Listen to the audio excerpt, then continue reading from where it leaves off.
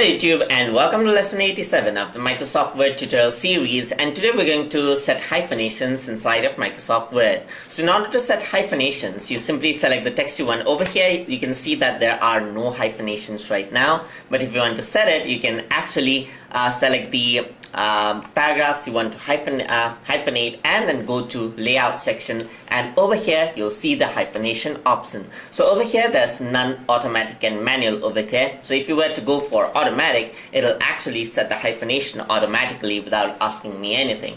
So let us go back to none and let us go to manual hyphenation. So it'll actually ask me where I want to hyphenate. So let's say, for example, if I don't want to hyphenate over here, I'm simply gonna say no, and over here maybe I want it, so I'm gonna say yes. Over here is yes, and so forth. So that is how we can set manual hyphenation as well.